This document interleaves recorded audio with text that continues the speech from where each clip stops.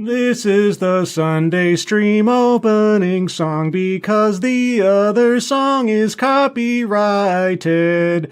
La la la la la la la la la la la. Oh look, here comes Dog Cat Fox. Hi, Sky. Good morning, everyone, and welcome to the Sunday stream. The stream I do on Sundays because Sunday is the day to stream on Sundays. Hope you're all doing well on this beautiful Sunday morning. Actually kind of gray out, kind of dim, still kind of waking up. The sun will come out in a little while. Either way, hope everybody's doing well this morning. This beautiful Sunday morning. And before we get into the snooze, who's joining me on this beautiful Sunday morning? The Alexander, good morning. Dom O'Leary, good morning. Mike R, good morning. Old Guy Gamer, good morning to you. And Old Guy also mentions, I may have to disappear for a week or so. Dad's health is not good. Well, my sympathies go out to your family and your father. I hope things are as well as they can be. As you know, my own father has been dealing with some relatively yucky medical issues the last almost a year now. It's amazing how time flies. So I hope things go as well as they can. In that same vein, at the top of the chat box, take a look at the donate page for the Leukemia and Lymphoma Society. If you guys can donate to that if you're able, and even if you're not, if you can share that out on social media, thank you for that. And all my best to Old Guy and his family. Corey Suzuki, good morning. Advocatus Diaboli, good morning. Shady Grin, good morning to you. Twisted Skipster, good morning. Jill Powers, the River Daughter, good morning. JB, good morning to you. Who else is here? TFA Orcs, good evening. Good morning. My brain will wake up at some point. Kiro Soldier, good morning. Derek LaRue, holy cats. As always, Derek, thank you so much. That's ridiculously generous of you. Appreciate your support and generosity. Hope you're having a good morning and hope you enjoy the show. Who else is here? Somnamnul Nation, good morning. Miranda Stone is here. Well, you guys know about Miranda Stone, don't you?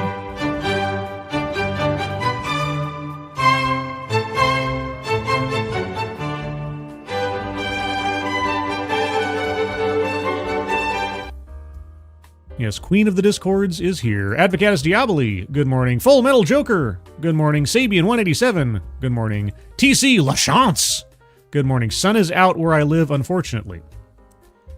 Are you allergic? Are you a vampire? Okay. The Blakester, good morning. Keldrig, good morning to you. Shadowclaw, good morning. Mike Savage, Blarg. Tier Alexander, The Scourge, good morning. Simon Willikins, the erstwhile moderator, I guess. And I mean, erstwhile is not the right word. Erstwhile is like former, I think. Isn't that right? I have to check my vocabulary. Anyway, I got a notice on Twitter earlier that you got a notification. Oh, I'm a moderator. I'm like, I think you've been a moderator. I don't know. YouTube being weird. Keeverdam, holy cow, thank you. Thank you so much. Damn, I need to start waking up earlier, LOL. No, you're fine. You're fine. Thank you so much. Appreciate it. Yeah, I just put up the link there. I think I'm going to make that my regular Sunday donation link. But no, I appreciate it very much. Thank you so much, Keeverdam. Hope you're having a good morning. And hope you enjoy the show. Zalbla, good morning. Long time no see. Hope you're doing well. Uncle Mikey, good morning. BV Luminous. If I owned a ship and there were delusional people screeching about an election, I too would offer an exceedingly expensive 4-year tour. I know, right? We'll get into that momentarily. I think it's a great business plan. It's an amazing business plan. Vader35, good morning. Green Death, good morning. Boy, there's a whole bunch of people here today. I'm saying so many good mornings. Anybody else? Anybody else? Looking. Don't want to miss anybody. John Trioxin, good morning. And I think that's everybody. So if I missed you, if you're lurking, if you're in the future, good morning. Yes, we got a lot of stories to get into, so let's jump into this one that just came out, or at least I just saw today. AP posted a little video about it. I can't really play the video as far as I know, but fortunately there's a story about it. Yeah, if you are suffering from Trump derangement syndrome and have a whole lot of disposable income, you too could just disappear like the Snap from Infinity War for a few years and then come back to a whole new world. A whole new world. Cruise Line offers 4-year escape from Trump if you can afford it. Good gravy. Need a break from another Trump presidency? You can cruise around the world for the next 4 years, if your bank account can handle it. residential cruise operator Via V Residences, or Via Vea Residences, I don't know how to pronounce these things, invites travelers into the Via Vea Odyssey for a journey that ranges from 1 to 4 years, with stops in more than 400 destinations and plenty of opportunities for disease, because, as we know, cruise ships are basically just floating petri dishes, but I guess that's, part of the charm. So if the midterm elections are an improvement over the most recent one, you can return to America after the next 2 years. The company touted the trips in a news release days after Trump won another term. The November 5th election results weren't mentioned in the release, and the round-the-world journey was created before the election. Yeah, just in case. Well, I'll tell you what, that's a bet that may in fact pay off. Travelers can choose from a 1-year escape from reality, a 2-year midterm selection, a 3-year everywhere but home, and a 4-year skip forward, the release said. Oh, I can't wait to hear about the prices. Via Vea Odyssey will be spending a month in the Caribbean before embarking on a 4-month South American journey featuring 2 Panama Canal transits, 2 world wonders, the Chilean fjords, an Antarctic sail-by, Carnival in Rio, and an 8-day endeavor deep into the Amazon River, it said. Rates for double occupancy cabins range from $49,999 per person for a 1-year journey to a $159,999 per person for a 4-year trip, according to the company's website. Well, gosh, that's almost like getting a year for free.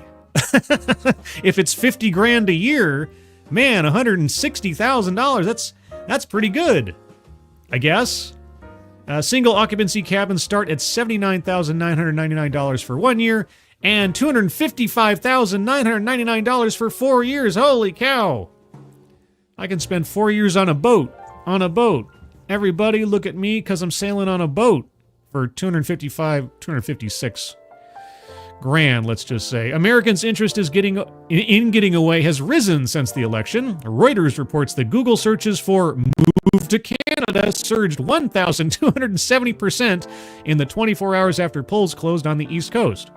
They can all move up there and live with Paul Chatto and Script Doctor. Searches about moving to New Zealand climbed nearly 2,000%, and those for Australia jumped 820%. Good gravy.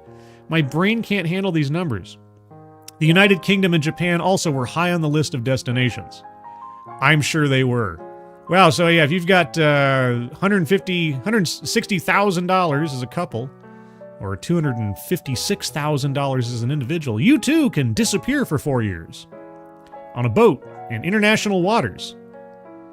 I mean, if you had to escape some kind of legal entanglement, you could call it a trip away from Trump, I suppose. Hey, well, yeah, so there you go. I'm curious to find out if they ever publish it, how many people took them up on their offer, and how many people ended up actually staying the full 4 years. I guess maybe we'll find out. Alice Morgan, good morning. Darren Root, good morning to you. Anybody I missed in the meantime? I hope not. Oh, Kay Scholl, good morning. Yeah, there's our first story, getting away on cruise ships. Now comes the most frustrating story I had to deal with in the last day or so, and I'll explain why momentarily. But let's go with the article that actually caught my attention in the first place. Because first and foremost, it's about Steve McQueen. And I thought Steve McQueen was dead. No, this is the different Steve McQueen. This is a different guy named Steve McQueen. I believe he's a director. But anyway, this is the story that caught my attention the other day. Steve McQueen not attending Blitz, a Camerimage premiere, over festival director's comments about women. Quote, "I cannot get past what I consider deeply offensive words," unquote. And I saw this, I was like, oh my gosh, what did this guy say? So this is Steve McQueen. And Steve McQueen is no longer attending the opening night screening of his new film Blitz at Camerimage Film Festival over comments the festival director made about women cinematographers. He had been set to receive the Outstanding Director award at the event in Torun, Poland.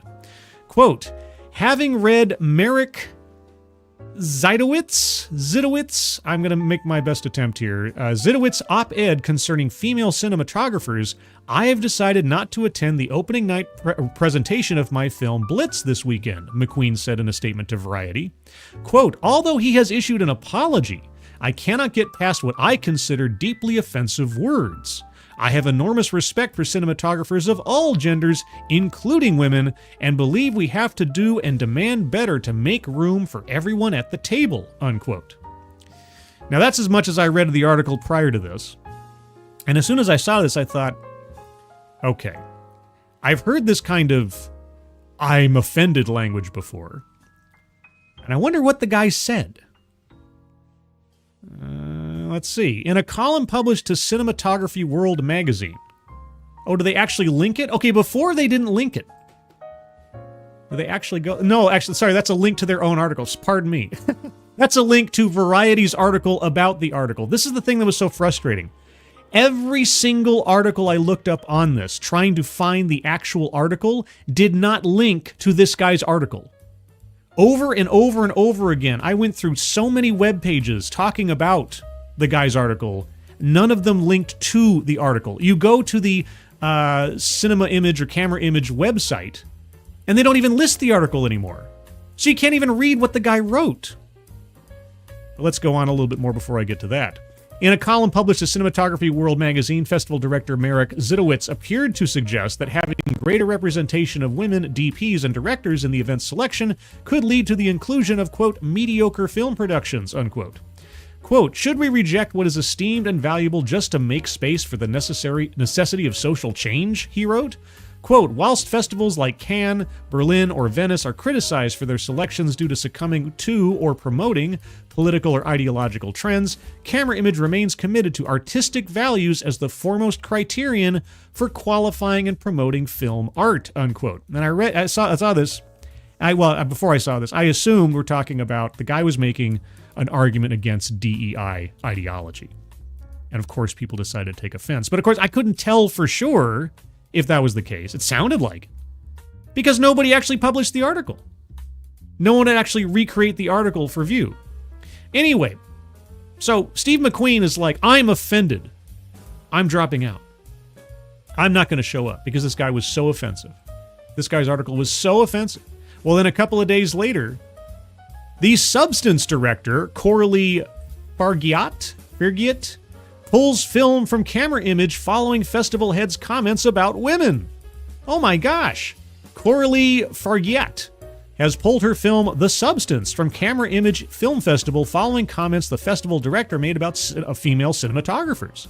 Quote, after discovering the highly misogynistic and offensive words of the director of Camera Image Film Festival, I have decided to pull The Substance from the festival, and director of photography Benjamin Krakun has decided not to attend, Fargiat wrote in a statement posted to her X account. Quote, The Substance is about the impact of exactly these types of behaviors on our world. We shouldn't tolerate them anymore. We send our support to all involved in the festival and hope this decision will help create a much-needed change. And again, we go into, in a column published in Cinematography World, which is just a link to Variety's own article about the article. So like I say, I went to webpage after webpage, write-up after write-up about all the controversy over this article, this op-ed this guy wrote. And I was like, where's the link to the op-ed? Now, maybe it's out there in more ways than I found. But it wasn't until I found some obscure film art column magazine online who thankfully archived a PDF of the article itself from the magazine.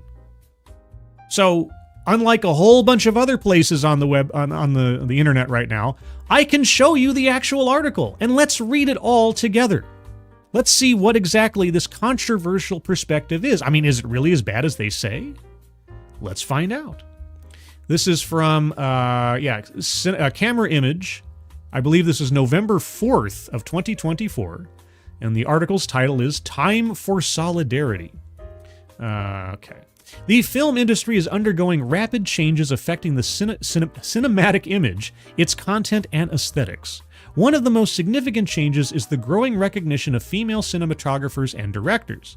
This evolution is crucial, as it rectifies the obvious injustice present in societal development. Well, that sounds very misogynistic, doesn't it? However, it also raises a question. Can the pursuit of change exclude what is good? Can we sacrifice works and artists with outstanding artistic achievements solely to make room for mediocre film productions? Camerimage, that's, I guess, the organization, is as a festival promoting the art of cinematography, has always defended underappreciated and excluded creators, both male and female cinematographers. However, in the face of these societal changes, we must consider whether rushing to correct past wrongs threatens the artistic evaluation of film as an art form. Should we reject what is esteemed and valuable just to quote-unquote make space for the necessity of social change? Maintaining high standards of artistic evaluation is of immense importance and must not be marginalized or overlooked.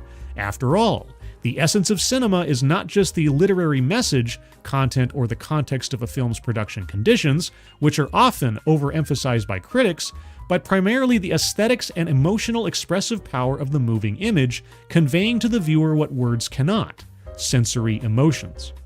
Historically, the film industry was dominated by men, especially in technical roles like cinematography. Today, more women have entered cinematography as a career path, bringing new ways of seeing, feeling, and expressing the world on screen. More and more women are achieving significant success in our industry, proving how unfair the long-standing gender inequality in film professions has been. Wow, how offensive, how misogynistic.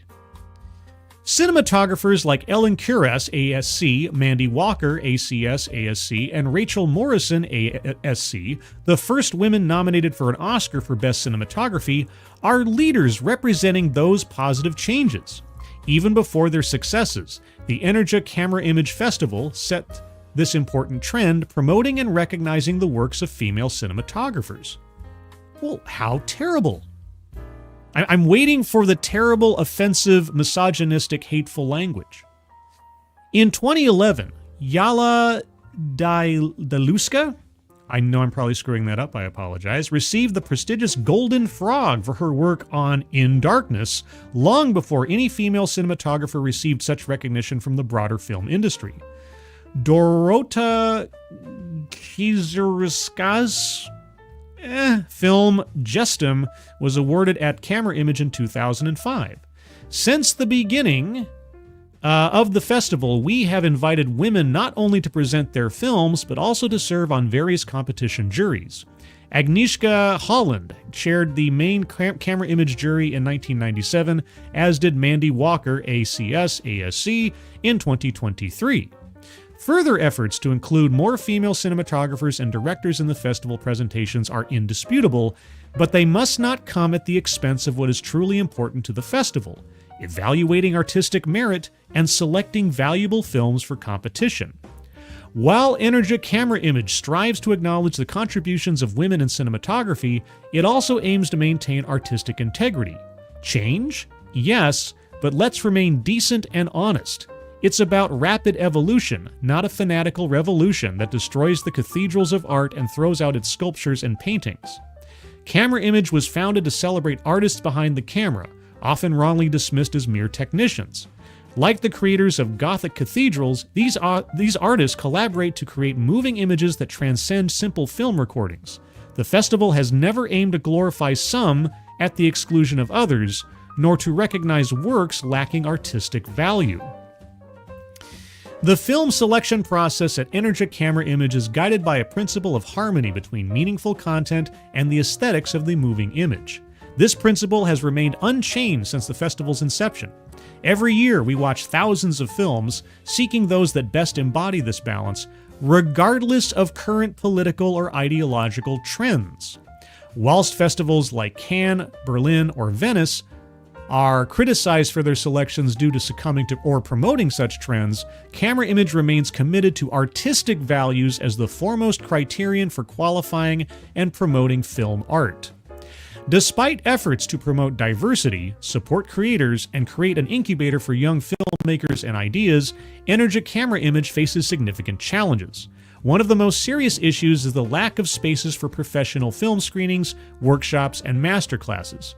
Currently, we have only one screen for professional film projection and no space for workshops or film exercises. Festival guests know that for 30 years we've been advocating for the creation of such a film center, which does not yet exist in Poland. This is crucial to ensure the festival's survival and enable it to continue growing for the benefit of all cinematographers. Unfortunately, as the construction of the new center progresses, threats to its full realization have emerged. There are reports questioning the value of this investment for Poland, the city, and the region. The public is being misled about the alleged unfeasibility of the investment costs. This is not true. Our documentation and the arguments of professional firms responsible for the project are being ignored. We fear political decisions rather than substantive ones. We fear political decisions rather than... Can't help but push the button!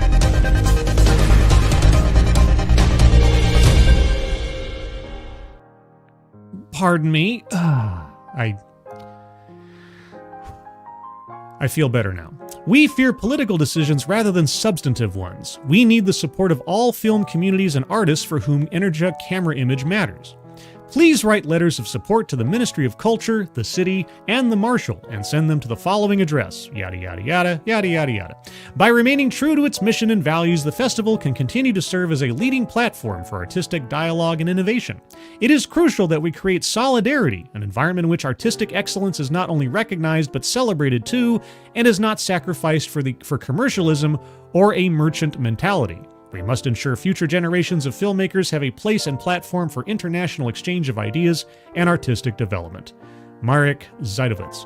Okay, so how offensive, how terribly offensive that was, everyone. Wasn't it so? Shouldn't everybody just rebel from this festival for those words? Hey guys, let's put the art and the merit ahead of other considerations. I know, it's terrible. Now see, I wasn't able to read this article by any other measure than digging through several different websites to find a copy. Because nobody will retweet or relink this thing. They just say that it was offensive. They just say that it was misogynistic. I don't think anybody actually read it. Or if they did, they decided to read the first couple of paragraphs and cherry-pick their own personal opinions out of it rather than actually taking the guy's point in stride. But hey, Steve McQueen and the director and assistant director or whatever of The Substance, they know better. To completely excoriate this guy for trying to put quality above aesthetic of individual. I know, it was a very artfully done anti-DEI statement. But we can't have that. So I'm going to put a link. Oh, wait, do I have the link? I don't have the link. I will find the link to this copy of the article, and I will put it in the show notes, as it were. If I didn't already, did I? I didn't. Okay, well, I will do that. I meant to do that. I didn't do that. So I will find a link to this again. And let's see. Actually, can I find it here? Hold on. Maybe I have it. Do I have it handy? Did I put it somewhere else? I probably put it somewhere else. Hold on. There it is. Here, let me find it. Okay, here we go. Yeah, it's from afcinema.com. Thankfully, they archived the PDF of the article, and I put it in the chat there. Also, try to add it to the show notes afterwards. So there you go. If you want to take a look at it for yourself, or save it for posterity's sake, because apparently everybody and their brother is just refusing to actually recreate the article itself. Because I guess it would like damage us by listening to or reading it or something. I don't know. Anyway, so that's the controversy over at Camerimage. Everybody's dropping out because this guy said such horrible things like, hey, we've been promoting female directors and cinematographers for years, but we shouldn't jump on the bandwagon of just promoting them for the sake of promoting them. It really does have to come down to the quality of the work. I know, controversial thing. If you just promote people for what they look like and not for the merit of their efforts, you might end up promoting mediocre product. A lesson I think we've all been learning over the last several years from Hollywood in general, but apparently Steve McQueen and the director of The Substance don't quite get the message. Anyway, so there's that. Let's see. I'll go to the chat here for a second. Let's see. When do we string this evil bigot up for his evil bigotry? I don't know. I guess, he's already issued an apology. I couldn't find the apology. But, there's almost so much outrage. So much outrage. They literally was just like, trust me, bro. Pretty much it's like, yeah, I know, this is really a terrible article. We're not going to show it to you. The website that originally published it won't keep it archived. Some other site, thankfully, again, made a PDF of it so we could see it. But, so, as compared to most entertainment news sites out there, I will present you the entire article for your own perusal. I know, that makes it a quasi-exclusive, I suppose. Only by, elimination in other places. Let's see. Andy Masterson. Good morning, Andy Masterson. Hey, everybody. Be sure to check out Andy Masterson on the Twitters and the YouTubes. Amongst other things, he is a fitness guru of his own example, and a creator of custom toys. Now there are sirens in the background. They're trying to come and get me. They're coming to take me away. Haha, they're coming to take me away. Anyway, let's move on to our next story. We're getting into more fallout from the election. Not just cruise ships, but also resignations. Editor-in-chief of America's oldest magazine resigns after calling Trump voters fascists. Now, what is America's oldest magazine? Scientific American. Now, those of you who are veterans of the channel may recall the significance of Scientific American in many of my other videos, because it was Scientific American that warned away all of the DEI advocates and yahoos from trying to use the term Jedi to describe themselves. Yes, justice, equity, diversity, and inclusion, because it was too tied to a corporate entity and also a fictional group of monastic child kidnappers. But anyway, I mean, that might have been the smartest thing Scientific American has done in recent years. Or maybe this is. Laura Helmuth is resigning as editor-in-chief of Scientific American magazine following an expletive-filled rant about Donald Trump voters. Just slightly over more than half the electorate in the last election. And at least half the country. Posting on Blue Sky, an ex-rival. By the way, I have a Blue Sky account. Yeah, I got on the ground floor on Blue Sky. I got a private invitation, a tokened invitation from a person of minor celebrity, let's say. If you'd like to follow me on Blue Sky, if you have the option to. I don't know if you do or not. I don't know all the ins and outs of it. But I'll put my Blue Sky address in the chat. I just made sure to sort of lock in my name, my tag, because whenever a new social media app comes up or something, even if I never use it, I try to at least make sure I've got my tag on there in case it blows up and becomes meaningful. I've already got an account. But anyway, posting on Blue Sky, an ex-rival, Helmuth said Thursday that she's, quote, decided to leave Scientific American after an exciting 4.5 years as editor-in-chief, unquote, without mentioning her previous comments. Okay. In a series of now-deleted posts on the same platform, she called Trump voters the, quote, meanest, dumbest, most bigoted... Let's just put a pin in that word for a second. Meanest, dumbest, most bigoted group and fascists following the former president's re-election last week. Yes, what is the definition of bigot? Right. It is hating someone for their opinions or ideas. And she says that Trump voters are the meanest, dumbest, most bigoted group and fascists following the former president's re-election last week. Her comment went viral on X and were criticized on the increasingly right-wing platform, yes, X, the right-wing platform. And why is it a right-wing platform? Because apparently the progressive left are scared of it.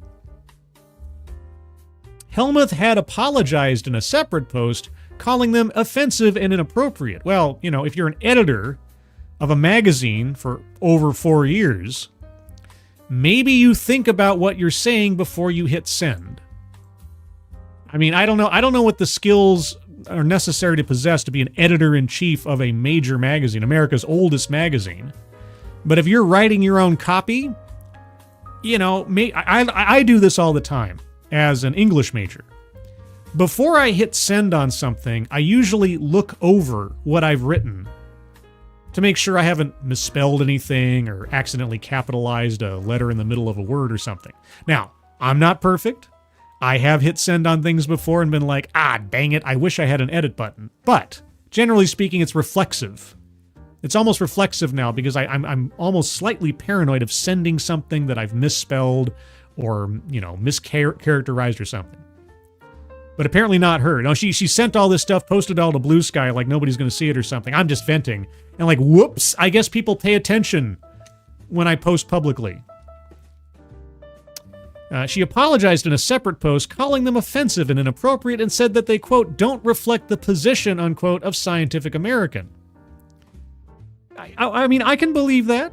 I'm willing to extend that benefit of the doubt, but they do reflect your position, and you are inexorably tied to your publication as the editor-in-chief, so maybe you think about these things before you do them. Quote, I respect and value people across the political spectrum, Helmuth wrote. No, you don't. No, you don't. I take you at your word. I take you at your knee-jerk reaction, because oftentimes knee-jerk reactions are, at the core, more truthful than personal revisionism after the fact. So no, you don't. Just be honest. Quote, these posts, which I have deleted, do not reflect my beliefs. Yes, they do. They really do. I mean, you're welcome to change your mind over time, but in the moment that you posted them, they certainly reflected your beliefs.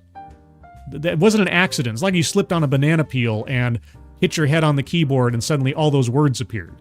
No. They were what you thought. They were a mistaken expression of shock and confusion about the election results. Yeah, this sounds a lot like Rachel Ziegler's very tailored response to her own words after the election that she had to walk back because she's, the leading lady in a multi-$100 million Snow White film that Disney's getting ready to put out there.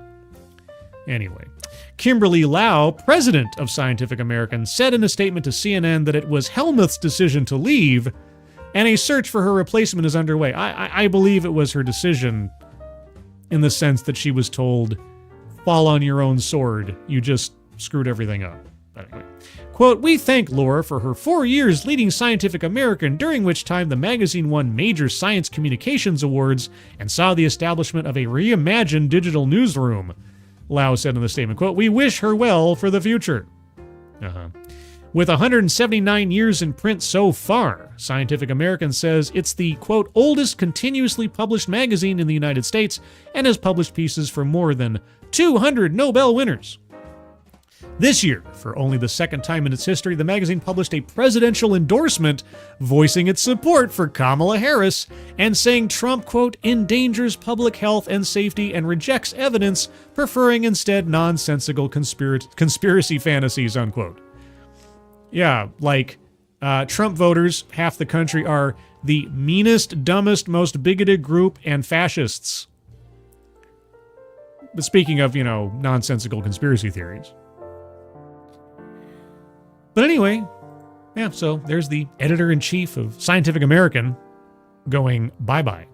And Annie Masterson coins a new term, Zieglerism. Yes, Zieglerism, the very thin facade of an apology after saying the truth of your mind. That's what I'm going to give it that definition. If Andy has his own definition, happy to take it. But that's what I take from that. It was a Zieglerism. It's not plagiarism. It's a Zieglerism. I've said exactly what I think, and shortly thereafter retracted in all but its totality, saying that somehow it's not actually what I think. I was just emotionally overwhelmed, guys. I was just emotionally overwhelmed. That's all. Shadowclaw. I bet Rachel Ziegler regrets her life choices right now. Seems like she is in hot water with Disney. She still got paid. She's still been headlining films. She's been like on the marquee for so many films now, between the Hunger Games movie and West Side Story and now Snow White and Y2K.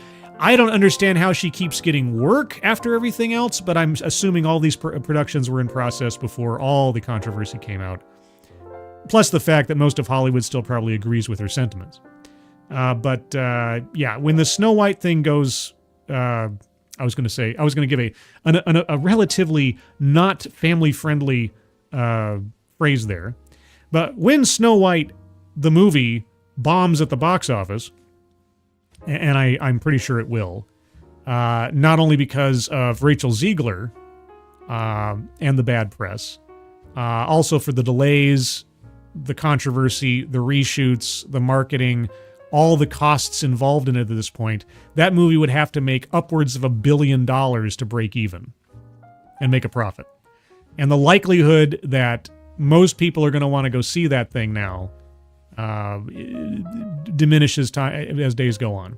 And the fact that their star just can't keep her mouth shut on social media. I made this point the other day on Midnight's Edge.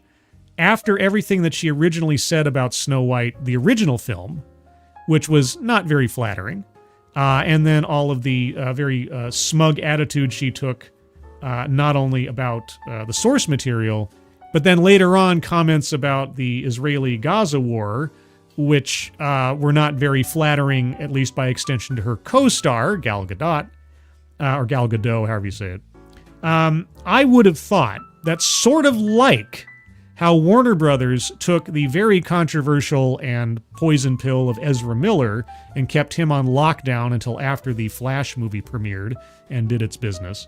I'm surprised they didn't have somebody as a filter for Rachel Ziegler for all her social media before she posted about anything at all, Disney or otherwise, to make sure that it wasn't going to sully the chances for the film's success. Apparently not, because she got through with this anti-Trump, anti-conservative stuff, and then suddenly has to do a retraction.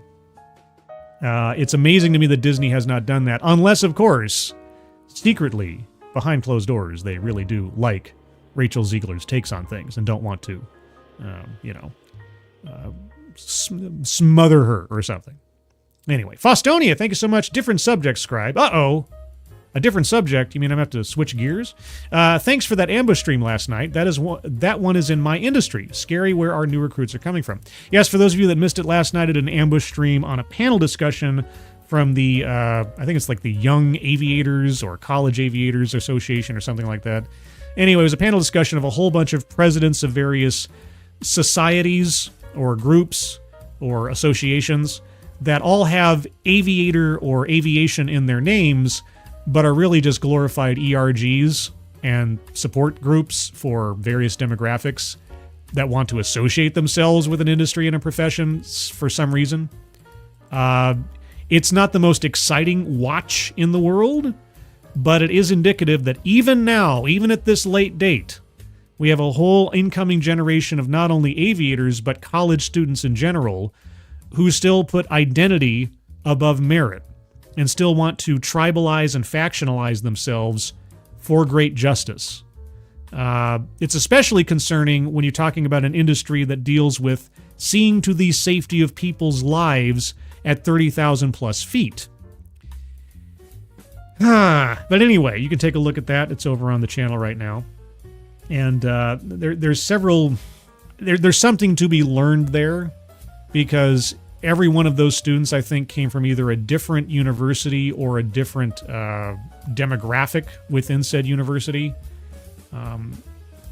I would have hoped things had changed a bit more than they have, but it hasn't. And anybody that's saying that Trump's election is going to somehow do away with all the DEI and woke stuff, I got bad news for you. It's not going away. And the only way that you can push back is to constantly expose and criticize it as much as possible. So, in that vein, well, actually not in that vein, let's go to a funny story. This is some Scooby-Doo stuff here, guys. I love this story. I love it for its humor. I love it for its ridiculousness and its innovation, but also that it's just so stupid. Insurers say that bear that damaged luxury cars was actually a person in a costume. I love this. This is a Scooby-Doo episode. It's like, my God, all these cars are being destroyed by a wild bear. Who could be doing this? Oh my gosh, it was Mr. Smith, the owner of the parking lot. I would have gotten away with it too. Anyway, you know the spiel. California has seen its share of bears breaking into cars. But bears caught on camera entering luxury cars tipped off insurers that something wasn't right. In what has been dubbed Operation Bear Claw, the California Insurance Department said 4 Los Angeles residents were arrested Wednesday, accused of defrauding 3 insurance companies out of nearly $142,000 by claiming a bear had caused damage to their vehicles. The group is accused of providing video footage from the San Bernardino Mountains in January of a bear moving inside a Rolls-Royce and 2 Mercedes to the insurance companies as part of their damage claims, the department said. Photos provided by the insurance department show what appeared to be scratches on the seats and doors. The company viewing video of the Rolls-Royce suspected it was not a bear inside, but someone in a bear costume. Detectives found 2 additional claims and with 2 different insurance companies for the 4 with the same date of loss and at the same location. Similar video was provided of the bear inside the Mercedes vehicles. Go away, AP. It was not immediately known if the 4 people arrested had attorneys. I bet it was barely an inconvenience. The department had a biologist from the California Department of Fish and Wildlife review the 3 videos, who concluded it was, quote, clearly a human in a bear suit, unquote, the insurance department said. After executing a search warrant, detectives found the bear costume in the suspect's home, the department said. Bears breaking into homes or trash cans in search of food have become a problem in California from Lake Tahoe in the Sierra down to the foothills suburbs of Los Angeles, where some have been known to raid refrigerators and take dips in backyard pools and hot tubs. But this time it was, I don't know, the Fast and the Furious. you like that? Do you get that? Was that fun? Yeah. Anyway, or I don't know, Gone in 60 First. I can't do it. I just can't. No. I think Fast and the Furious was probably the best one. I think that makes the most sense. Anyway, yeah, total Scooby-Doo stuff right there. But they got away with it for a brief time, $142,000. Wowie, wow, wow, as they say, or as Dogcat Fox would say. Wowie. Wow. Wow. Yeah, so there you go. Bear costume for insurance fraud. I love that story. I love it because it's just so ridiculous. It's amazing. Let's see. Advocast Diaboli, this is why you don't want to be stuck with a bear in the woods. It will destroy your Rolls Royce. I know, right? And Annie Masterson gives a good, hey, boo-boo. Hey, boo-boo. A Ranger Smith's coming for a picnic basket. Better break into a Mercedes and drive away. Woo! I don't even know if that's a good Yogi Bear. I haven't done Yogi Bear in forever. Kermit the Frog, Bullwinkle, maybe Barney. I can do those okay. A little Elmo. But, yeah, Yogi Bear. It's been a while. Pads 1982, that's just the bare necessities.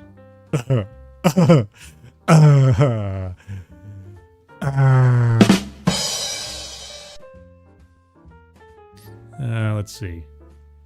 It was a furry. I should have known, says Shadowclaw. Why should you have known, Shadowclaw? Do you have something you want to tell us? Where is CC with his bear stories when you need him, says Jill Powers. I don't know.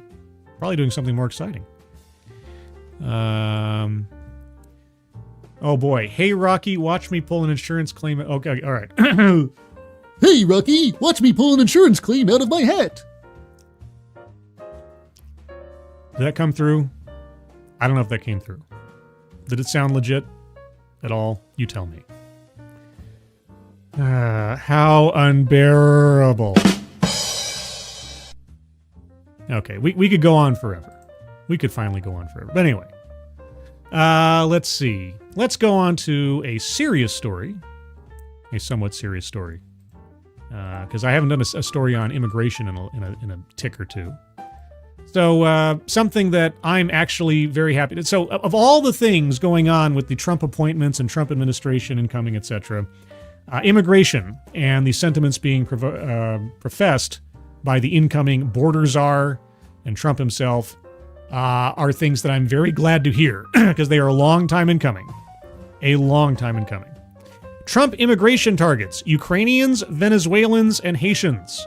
The president-elect has vowed to end a program that allows thousands of people from troubled nations to stay in the United States. Yeah, because we have very specific criteria that allows for refugee status. And that criteria has been so loosened over the last several years that it's practically non-existent. President-elect Donald J. Trump has vowed a crackdown on immigration like never before.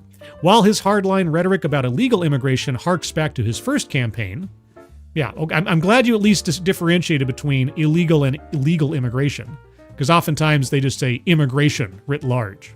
Illegal immigration harks back to his first campaign. One of the president-elect's targets this time is a decades-old program providing temporary legal status to about 1 million immigrants from dangerous and deeply troubled countries such as Haiti and Venezuela. Okay, dangerous and deeply troubled. I wonder in this article if they will actually quote the law around what are allowed statuses for people to claim asylum in this country. Because dangerous and deeply troubled aren't nearly specific enough. Known as temporary protected status, the program was signed into law by President George H.W. Bush to help people already in the United States who cannot return safely and immediately to their country because of a natural disaster or an armed conflict. Thank you. Thank you so much, New York Times. Natural disaster or armed conflict. Okay.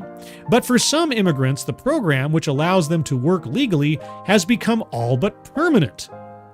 So not temporary, you mean. A reflection of how troubled many corners of the world are and how little Congress has done to adapt the U.S. immigration system to the realities of global migration in the 21st century. It is not our responsibility to solve the world's problems. Troubled. A troubled country is the residents of that country's problem to address. About 200,000 people with TPS, sounds like a disease, are from Haiti, a long, troubled island nation. You keep using that word. A long, troubled island nation where the assassination of the president in 2021 led to the collapse of the government and the killings of thousands of people by gangs that now control much of the country. Huh. You know, that same chain of events, save for the successful assassination of the president, something that's kind of happening in different places in this country right now. Huh? Haitians have emerged as the focus of Mr. Trump's threats to effectively end the program after he and his running mate, Senator J.D. Vance, spread false rumors that Haitians who have settled in Springfield, Ohio, were abducting and eating pets. Well, why don't you talk about the number of, settlers who have made their way into Springfield, Ohio, in comparison to the standard population of Springfield, Ohio. That was the problem that should have been highlighted, not the eating pets part. But anyway, thousands of Haitians have settled in the city. Yes! Yes, thousands have settled in the city. An influx of a population growth that city is having trouble maintaining resources for. Just like with New York and Chicago and El Paso and Denver and so many other places that suddenly saw influxes of thousands of people who are desperate for jobs and food and shelter. But anyway, Thousands of Haitians have settled in the city, and the majority of them have lawful status, often through the program. Yeah, it's lawful status, but is it deserved status? That has made them attractive to local industries in need of workers. Ah, yes, let's take advantage of these desperate people. But the influx has strained resources and caused friction among some residents, and Mr. Trump seized on those tensions, vilifying the Haitians who have made Springfield home. And threatening to effectively end the program for them and hundreds of thousands of other immigrants. Yeah, they're only tenuously legal immigrants because, again, is temporary protected status, not permanent protected status. They may have made Springfield home, but they shouldn't expect to stay. Quote, absolutely, I'd revoke it, unquote, Mr. Trump said in an interview with News Nation last month, adding that he would send the immigrants back to their country. Mr. Vance, for his part, has repeatedly characterized Haitians in Springfield and other TPS holders as illegal aliens, granted amnesty by the Biden administration at the wave of a, quote, magic government wand, unquote. Well, I fail to find the incorrectness of that statement, the error. Quote, we're going to stop doing mass grants of temporary protected status, unquote, Mr. Vance said at a campaign event last month. The biggest group of people granted protection under the program, about 350,000, comes from Venezuela, where political repression and economic collapse under the Maduro regime have led millions to leave in recent years. Yeah, except political repression and economic collapse aren't armed conflicts or national disasters, are they? Immigrants from some countries, including El Salvador, Honduras, and Nicaragua, have been eligible for the protection for more than 2 decades. Why? Other countries, including Ethiopia, Lebanon, and Ukraine, were added more recently. Okay, well, Ethiopia and Ukraine specifically, there are armed conflicts taking place there. Those are actually war zones and other such things, and cleansings and things going on. That has a better argument. But political repression and economic collapse, it's your country. You have to solve your country's problems. If you're not going to fight for your country's future and just escape, we're just going to take you all in because you can't handle it on your own? Okay. Proponents of limiting immigration have been critical of the program, which they say allows people who receive the designation to ultimately stay in the United States indefinitely. Well, is that or is not true in most cases? New York Times, are you going to give us whether or not that is or is not true? I mean, if critics say that, what's the truth? Mr. Trump's advisors have made clear that his administration will reverse course on TPS, and his early choices for key immigration roles include notable hardliners. Late Sunday, the president-elect announced that Thomas Homan, who led the Immigration and Customs Enforcement Agency during Trump's first term, would manage border policy for the White House. On Tuesday, he selected Governor Kristi Noem of South Dakota, a key ally, to run the Homeland Security Department. I'm still bewildered at that one. As far as I can tell, Kristi Noem doesn't have any law enforcement experience, either personally or as a legislator, like being on a committee or something, so I'm baffled by why he appointed her to that. And the president-elect is expected to name Stephen Miller, who was instrumental in the crackdown during Mr. Trump's first term, as the White House Deputy Chief of Staff. The Secretary of Homeland Security decides whether conditions in a given country merit granting its nationals protected status. Okay, why not put Homan there? I don't understand why he didn't make Thomas Homan head of Homeland Security. I don't know. The status lasts 6 to 18 months at a time and can be renewed indefinitely so long as conditions warrant. Immigrants in the United States, whether they entered it legally or not. Let's try that one again. Immigrants in the United States, whether they entered legally or not, are eligible for the status, which does not place them on a path to permanent legal residency or green cards. Yes, but it can be renewed indefinitely, and you don't have to have come here legally to get it. Okay, that's... I think I've spotted one of your major problems there. The Biden administration has renewed, reinstated, or added protections for 16 countries. So all of these 16 countries have natural disasters or currently ongoing armed conflicts. New York Times, would you like to tell us about the legitimacy of those 16 countries being as temporary protected status countries? Would you like to refute the claims of critics that say that it allows people who receive the designation to ultimately stay in the United States indefinitely? How many temporary protected status immigrants have been sent back to their country in the last 4 years? I mean, you should probably be able to find those who were granted this status at the beginning of the Biden administration and give us a number. How many were then ultimately sent back when their temporary status ran out? You're not telling me what those numbers are, and I'm very curious why. There's still some of the article left. You have some chance. Ending the program could uproot people who have been in the United States for years. Yes. Yes, that is the point, New York Times. The amount of time they've spent here is irrelevant. It was temporary. Many would have to quit their jobs and return to troubled countries. Yes, because it is temporary. And some families with U.S.-born children could end up separated, with parents forced to leave the United States while their sons and daughters remain. Well, maybe they should have thought of that before procreating under a temporary status in this country. I don't know what to tell you. There's this primary word in there that should be honored not only by the government, but understood by the people accepting it. Temporary. The Obama administration offered the special status to Haitians in the United States in 2010 after a cataclysmic earthquake devastated the capital and killed at least 250,000 people. Well, that sounds like a legitimate situation, doesn't it? At the time, the Homeland Security Secretary, Janet Napolitano, noted that the program would allow Haitians to work legally and send money home to family members, which she called an indirect form of aid. Sure. And they eventually were sent home, correct?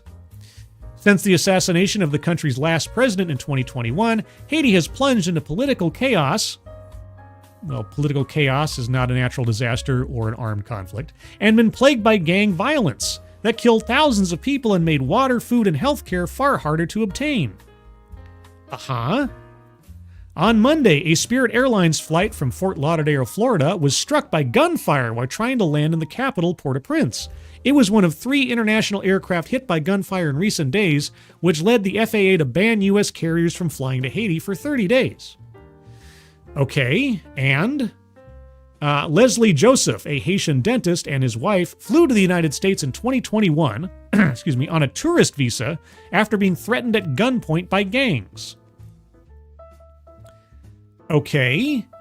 You know how many people are threatened by gunpoint by gangs in Chicago or something? Do they then get status to immigrate to Germany or something? Okay, the couple felt fortunate, he said, when the Biden administration designated temporary protected status for nationals of Haiti based on the spiraling violence within a day of their arrival. Quote, TPS offered me sanctuary to live here and protect my family from harm, said Dr. Joseph, who lives in Boston and has a 3-year-old American daughter. Dr. Joseph was hired as a researcher at Boston University and is working toward obtaining a license to practice dentistry in the United States. If the temporary status gets stripped away, he would immediately lose his job. Quote, I can't even think of it, he said. You can't? There's a word. Temporary. What is so shocking to you guys? Temporary. Returning to Haiti would be akin to a death sentence, Dr. Joseph said, noting that a physician friend had been murdered by gangs this week. Do you have evidence that you're actually under threat? So far, this is just a trust me story. And besides which, temporary. We are not here to solve your problem for you. The Trump administration tried to scrap the program in 2017 and 2018 for El Salvador, Haiti, Honduras, Nepal, Nicaragua, and Sudan, and was sued in federal court. The administration argued that the program had turned into a quasi-permanent benefit for hundreds of thousands of people. Okay, New York Times, do you wish to present any evidence one way or the other of the truth of that claim? Same as the criticism previously that it's turned into essentially permanent amnesty? Anything? How many people have been sent back under the temporary protected status program since at least the beginning of the Biden administration? Has anyone been sent back? The American Civil Liberties Union won a preliminary injunction to keep the program in place, and the Trump administration appealed the decision. The case was still before the U.S. Court of Appeals for the Ninth Circuit when Mr. Trump left office in 2021, but it became moot after the Biden administration signaled its support for the program. Oh, okay, so argument just ends. Okay, well, it'll start again. Now, with 3 of Mr. Trump's nominees part of a conservative supermajority on the Supreme Court and many more elsewhere in the federal judiciary, a renewed effort to end TPS could fare better in the courts. It could. And as we know, the Supreme Court has sided with Trump in every instance where a case involving Trump or his policies has come up. As we know, the Supreme Court is completely on Trump's side in all things. Anyway, quote, this time around, the Trump administration is likely to be more sophisticated in documenting its policy rationale for why temporary protected status is no longer justified, said Lenny Benson, a professor at New York Law School. Sophisticated in documenting its policy rationale. Well, the New York Times can't even refute the criticisms of the program in the first place, or won't, so...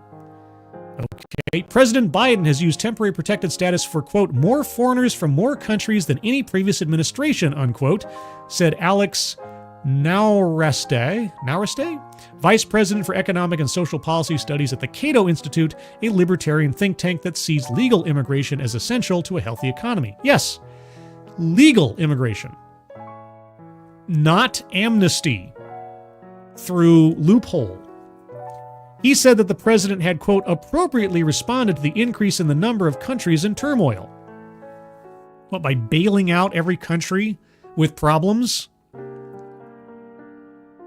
The designation helped relieve pressure on Democrat-led cities like New York, Chicago, and Denver, struggling to assist tens of thousands of migrant arrivals.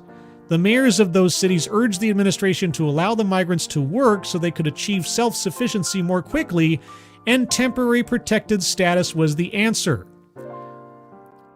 It's become an amnesty program. Listen to what you are saying here. You have a whole bunch of people coming into the country, mostly illegally or questionable at best, and in order to get past all of the bureaucracy that would disallow them from taking advantage of local resources and employment, you just wave your hand and like, yeah, you're all from war zones and natural disasters, even if you're not. The proof of the problem is in the statement. Arulanthalem, I can't pronounce that, who was lead counsel for the plaintiffs in the case that in 2020 reached the U.S. Court of Appeals for the Ninth Circuit, said that he was prepared for another court battle to defend the program. Quote, the statute requires that the government undertake an objective assessment of the conditions for each country to decide whether that country is safe for return of nationals. Yeah, well, if you loosen the definition of safe to troubled, then there's no country that falls outside of qualification. Troubled is the most used word in this article to describe, in effort, all the countries involved. So, at worst, they are troubled. Haiti, which has been the subject of intense political controversy, is obviously very unsafe at the moment, he said. Political controversy? Is that a natural disaster or an armed conflict? Lindsay Amé, a Haitian community leader in Springfield, said that if Mr. Trump revokes TPS, he will cause grave harm to Haitians who have found refuge and stability in the United States. Temporary. Without TPS, you can't work, you can't drive, you won't be able to pay your bills, he said. But even so, the Haitians who are here already would be unlikely to leave, he said. Quote, we will try to live peacefully and stay alive here, unquote. Temporary. Fix your country. You know how many Americans lost their lives creating and defending this country from tyranny, from helping to fix it over time? It's not a rosy prospect to have to fight for your nation, to fight for your nation's freedom of improvement, but that is what you're going to have to do because you are here temporarily. It's not supposed to be a golden parachute. It's not supposed to be amnesty. That's what it's been turned into. Now, if someone wants to change all of our immigration laws, well, they can do that through the legislature, not by redefining terms and loosening them and definitions into becoming just an open door. Hopefully that's what's going to happen. Hopefully. Scribelight, says Shadowclaw. I think he is hiding from the Clinton Foundation. Possible. Mike Savage, there are a few things more permanent than a temporary government policy rule. Yeah, with the rate at which the government moves, yeah, temporary is not often temporary, but it needs to be. Jill Powers, it's not our responsibility to play nanny, and the Dems are panicking because once sent back, the demographics of the census changes and they will lose voting districts. That's also an element they don't talk about too much. I love the fact how the New York Times didn't refute any of the criticisms of the program's effective amnesty. Nothing in there. They didn't give us any numbers.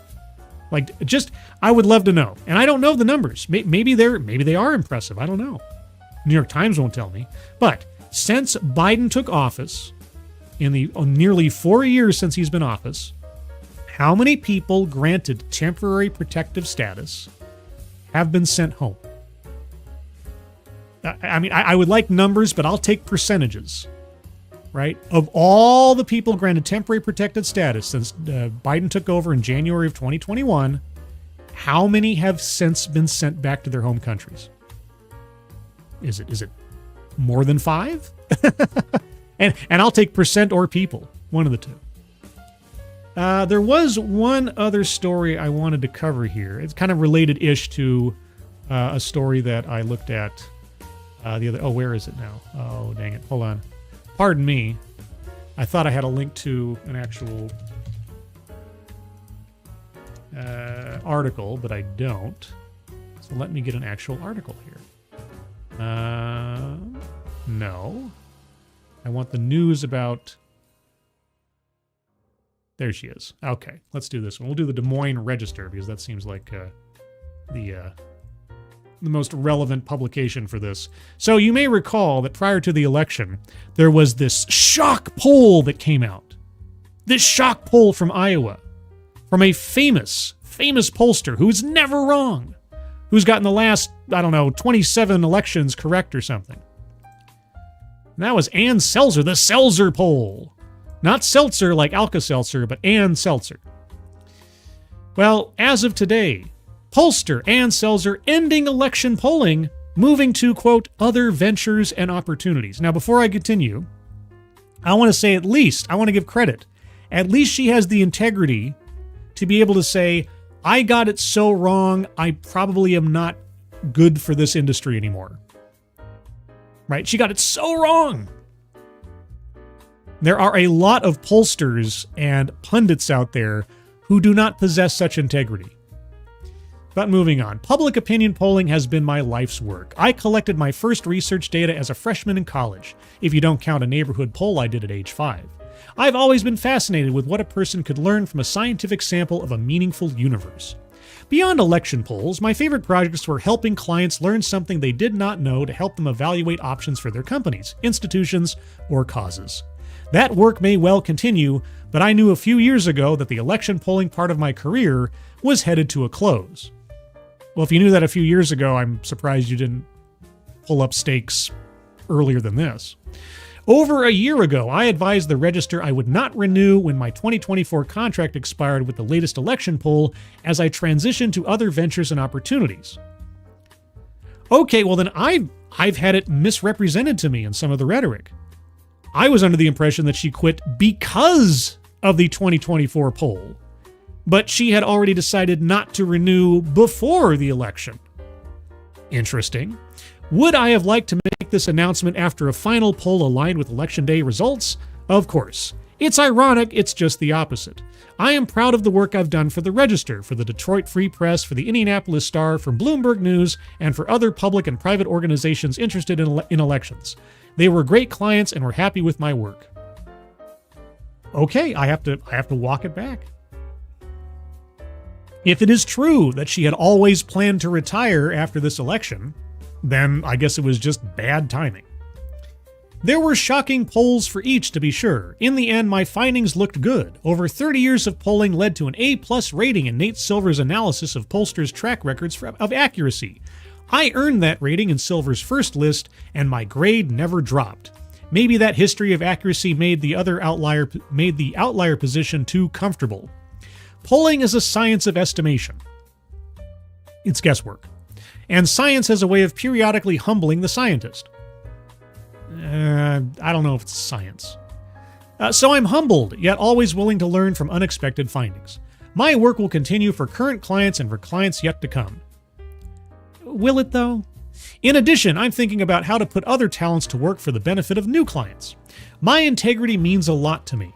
To those who have questioned it, there are likely no words to dissuade.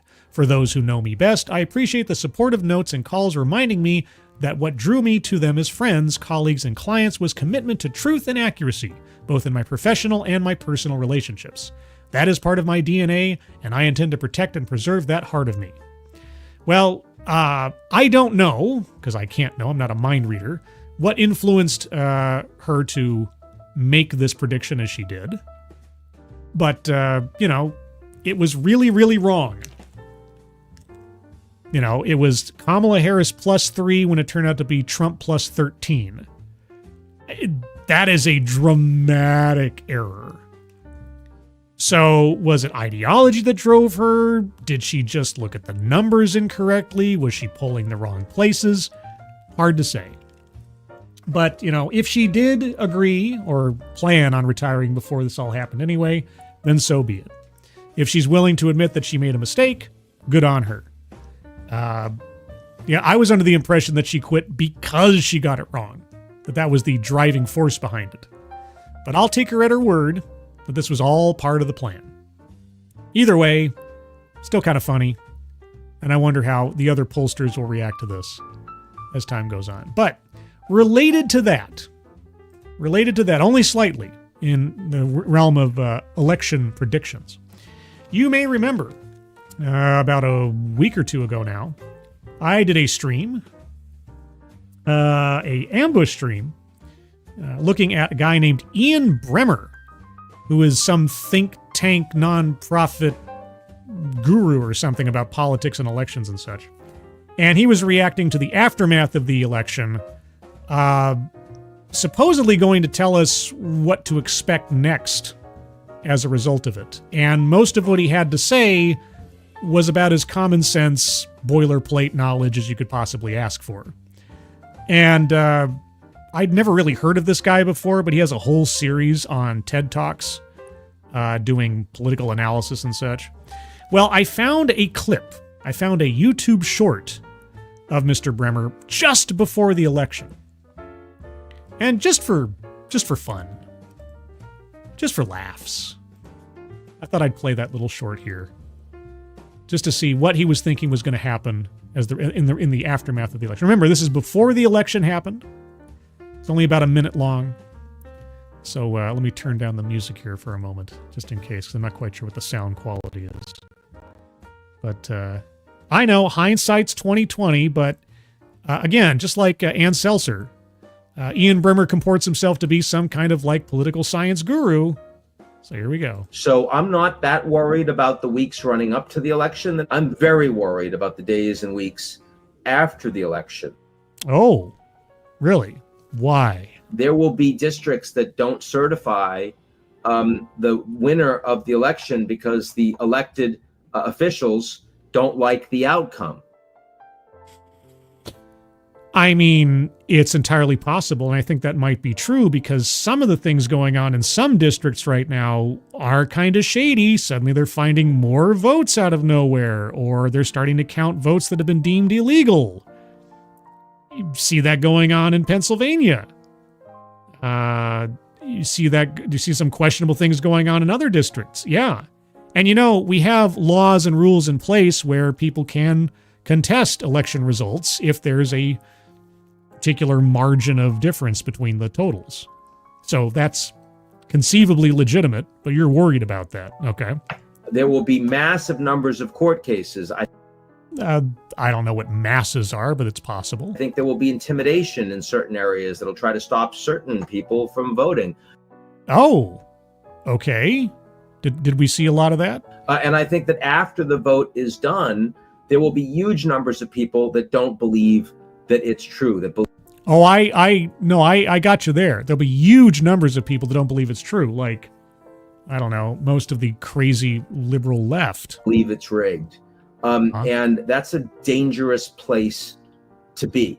I wonder who Ian Bremmer is abstractly referencing here when he's saying this. I'm not talking about a civil war. No, of course not. I'm not talking about the U.S. becoming a dictatorship. No, okay. But I am talking about a period of profound unrest. That people alive in the U.S. right now they're not prepared for, and they're certainly not used to. So, I mean, depending on what the ultimate reaction is, I'm waiting to see what happens on Inauguration Day, right? Or in the days preceding it. Because I think if you're going to see any major demonstrations or voicing of unrest or something, it's going to start prior to or on Inauguration Day and continue forward. As new policies are implemented, as things start to change, as the media starts ramping up its anti-Trump 2.0 4 years, I think that's when you're going to start to see more unrest than not. But yeah, so far, I mean, I don't know about you, but for the most part, it's been fairly peaceful. I mean, there's been a lot of chaos on TikTok. Now, don't get me wrong, TikTok is an absolute wasteland of terror and chaos and misery and crying and yelling and screaming. But I guess we'll see. Let's see. That's all I really had for today. I know. Not even an hour and a half. Boy, I thought it would take me longer to get through all those stories, especially the one on the Camerimage controversy. But there you go. Let's see. So what do you guys have to say about this? Super Mutant 2099. These people took media gaslighting as fact. That the most unpopular VP in history all of a sudden was amazingly popular. It was incredible. It was incredible. It was one of the greatest AstroTurf campaigns I think we've ever seen in media and politics, where Kamala Harris, who had been, by her own hand, shunted off to the side of the Biden administration for the last nearly 4 years, absolutely despised by the West Wing, suddenly, all of a sudden, was the greatest thing since sliced bread. Oh my gosh, she's amazing. She's practically Obama-esque in her whatever. It was so bad. And I was, as I have expressed many times on here, I've been absolutely baffled by the PR campaign surrounding her. Because the PR campaign surrounding her would have made you thought, oh my gosh, she must be the greatest thing since Obama for the Democratic Party. Until she has to talk, which she refrained from doing for the better part of 2 months into a 4-month-long campaign. It's just, oh man. And now that we're finding out how Biden effectively trapped the Democratic Party into not having a primary, yeah, there's a lot of suspicion that Biden just, out of spite for being forced out, locked Kamala Harris into the nomination just to make sure the Democrats couldn't have a primary. The Democrats could have still forced a primary through, but I guess it would be impolitic to try to override Biden at that point, having endorsed her. So, yeah, it's all the Democrats' fault. It's all Biden's fault for picking Kamala in the first place, marginalizing her, turning her into a nothing, a ghost of that administration after the first year or so. When, again, she was a heartbeat away from the presidency the whole time. The more that they undercut her or didn't get her ready for the potential of becoming president, I think was a disservice to the country. Even if she was mediocre, that was the position she was in. And then Biden, yeah, they didn't have any safeguards. They thought Biden would play ball. Well, he didn't. He was grinning all the way to Trump's re-election, as we've seen. Advocates Diabli, I like how they are saying you cannot pull for sexism and racism, as if those sexists and racists were going to claim they endorsed terrorists. Right. You cannot pull for... Well, you could. You could try if you actually thought in your heart of hearts that was what was driving a dissatisfaction with Harris. Except that Barack Obama was voted into the presidency twice. Oh, what a racist country we are. Hillary Clinton got the popular vote in 2016. Oh, what a sexist country we are. People celebrated female Supreme Court justices on both the right and the left. Oh, what a sexist country we are. And on and on. They keep retreating to the old canards. Oh, it's sexism. Oh, it's racism. You know? The Acolyte Season 2 isn't happening because of the racists and the sexists. It's not that the show sucked. It's not that it's a show nobody wanted, or that it's filled with ideological garbage and trying to undo decades worth of Star Wars lore. No. It's because the racists and the sexists, because the casting decisions. Oh, gosh. But never mind that everybody and their brother want Wesley Snipes back as Blade. Oh, man. Scanner Daffley, people voted for Obama because he was brown, not because he was competent. It's kind of racism. No, they voted for him because he was promising change. People had seen 8 years of the Bush administration and its nonsense, and its nepotism, and its chicanery, and its corruption. And Obama promised change, and people wanted change. I was one of those people that wanted change. I wanted people to be held to account for, torture chambers and rendition and everything else, and spying on Americans, Patriot Act, everything that the Bush administration did. I wanted some accountability for. And what did Obama say within the first week or two after the election when asked whether or not he was going to start prosecuting people for war crimes or investigating what happened during Iraq? He was like, oh, we have to look to the future. And it was then that I knew that I'd wasted my vote. It was then that I knew that I wasted my vote. Nobody was held to account for the economic crash in 2008. Nobody was prosecuted of note within any of the banks for what they did. Obama just waved his hand and didn't do anything. And he made everything worse over time. I voted for him the one time. I gave him a chance. He did terribly. I didn't vote for him again.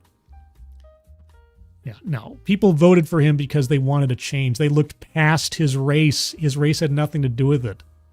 The people that played it up that way, they're the racists. As though that was the qualifying factor. I wanted somebody who was going to do something different after living through 8 years of Bush. Boy, was I wrong. Random American. I'm originally from Illinois, and I knew he was full of it. Well, I was still young and naive at the time. I guess I was bamboozled by hopey, changey stuff.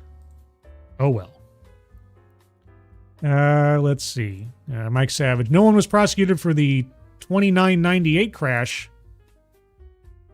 I think you mistyped there. Anyway, but the taxpayer was persecuted for, the taxpayer, homeowners, insurance rates, whole 9 yards. Nobody went to jail. Fines, recriminations. Nobody goes to jail for this stuff. You break federal law. You cheat people out of millions of dollars. You destroy the entire economy. Nothing happens. No accountability. That's all I wanted from Obama in those first 100 days or first couple of years. I wanted some accountability. Because here's the thing. If you don't make the people at the top accountable for demonstrable actions, that sentiment will become a precedent that other people will take inspiration from. Not just in government, but in society in general. If there are no consequences for bad acts, you set up a moral hazard situation that will trickle down and make everything worse. That's what I wanted from Obama. Didn't get it. Now, as messy as it might be, maybe now there'll be some accountability for some things under Trump. I don't know. I'm still dubious because depending on how he decides to go about it, it might still be challenged in the courts, and rightfully so. That's what the courts are there for, to balance out everything. But I don't know. We'll see. Anyway, I could go on about my past political regrets for hours. But you don't want to hear that, because guess what, guys? It's still Sunday, and you have some time to enjoy it before the work week begins again. So let's all try to do some of that. Everybody, thank you so much for joining me. By the way, do you know that I have a Discord server? I don't know if you know I have a Discord server, but I did in fact prepare a link for the Discord server before the show, and there it is in the chat. If you'd like to join the Discord server, just click on that link. You'll find yourself on the landing channel called Say Hello. And in addition to saying hello, you just have to say the secret word. The secret word will tell me you are not a bot, and have thus earned the right, the privilege, the entitlement to join the Discord server. And today's secret word is bear impersonator. Just say hello, bear impersonator, and I'll know that you watched the show. Beyond that, let's see, you can find me tomorrow, probably. It's always a little sketchy with work stuff, but probably you can find me tomorrow morning at 9 a.m. Pacific time, noon Eastern time on Midnight's Edge for Midnight's Edge in the morning, where we'll talk about Hollywood stuff and entertainment stuff and who knows what else. Sometimes it's very political lately, which is more my bailiwick, but you know, we'll see what happens there. And as well, Tuesdays at 4 p.m. Pacific, 7 p.m. Eastern on Midnight's Edge After Dark. I'm almost a regular there now. We'll talk to Tom Connors and the other guys all about entertainment stuff, including sometimes Andy Masterson. And then always Thursday at 6 p.m. Pacific, 9 p.m. Eastern, you can find me here for TED Excellence, where I'll take a look at off-brand TED Talks for education and information.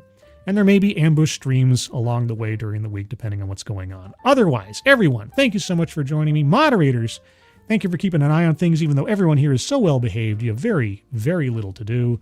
Everybody who donated either to myself or to the Leukemia and Lymphoma Society, link is at the top of the chat box. Thank you guys so much for your generosity. Very much appreciated.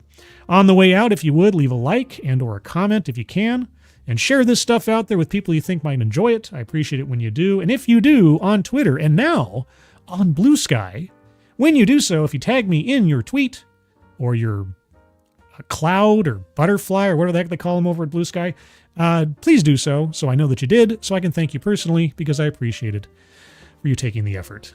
With that, everybody, have a good rest of your Sunday. Have a good rest of your weekend. Hope the rest of your week ahead is peaceful and productive. I hope you're all safe and well. If you're not well, please get well soon, and I'll see you on the next one. Take care.